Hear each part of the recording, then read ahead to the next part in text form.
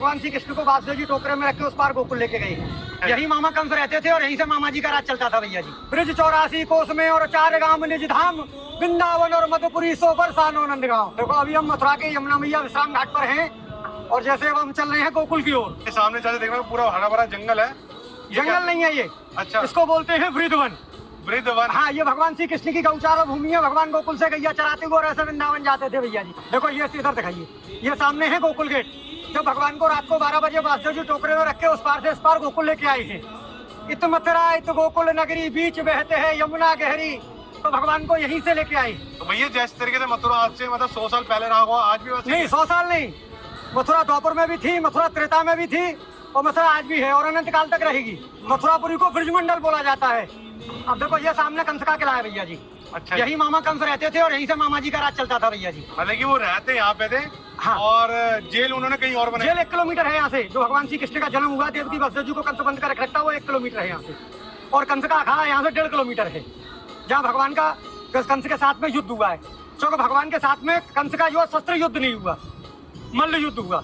भगवान ने ब्रज में 4 चीज तो की नहीं। कभी पैर में पादुका नहीं पहनी भगवान ने। दूसरे नंबर भगवान ने कभी मुकुट धारण नहीं किया। तीसरे नंबर भगवान ने कोई शस्त्र ग्रहण नहीं किया और भगवान ने कभी शरीर पर कपड़े नहीं।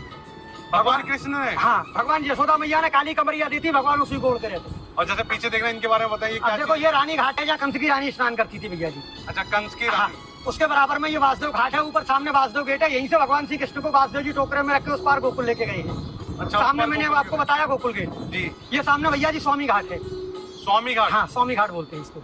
ये इधर संत घाट है भैया जी। अभी जैसे ये आपने मुझे बताया था कि किला था ये कंस का, तो इस किले में जाने दिया जाता था? नहीं नहीं, उसमें एंट्री नहीं मिलेगी। ऐसा है, पूर्वजों के जमाने से ये बताते हैं कि इसमें कुछ शोध करता गए थे जो कभी वापस नहीं आए, इसलिए सरकार ने उसको बैन कर दिया। मथुरापुरी में सबसे बड़ा पर्व बहन भाई का होता है। कार्तिक महीना में भाई दूज के दिन जो भाई बहन मथुरापुरी में हाथ पकड़ के स्नान करते हैं, वो कभी हम लोग में नहीं जाते। ऐसा वरदान धर्मराज ने यमुना मैया को दिया है।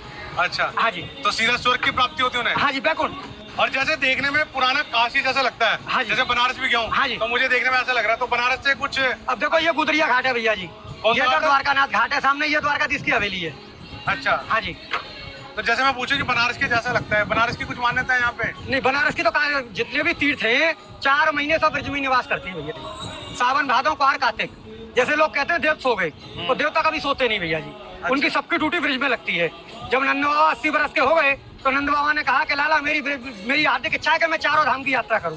तो भगवान ने कहा कि अब दादा अब बड़े बूढ़े हो गए, पहाड़ों पे जाएंगे, गिर पड़ेंगे, इसलिए सब तीर्थों को मैं ब्रज में ही बुला लेता हूँ। तो यहाँ आपको केदारनाथ, बद्रीनाथ, गंगोत्री, यमुनोत्री सब मिलेंगे पूरे ब्रज में। तो मतलब कि अगर कोई 4 धाम की यात्रा करने में असमर्थ है, नहीं तो ब्रज की 4 धाम कर सकता है और फल वही प्राप्त होगा आपको। अभी आगे आपको दिखाऊंगा मैं काशी मार्कंड का घाट जो बनारस में है, उसकी स्थापना यहाँ है। और देखो ये है सबसे बड़ा विश्राम घाट।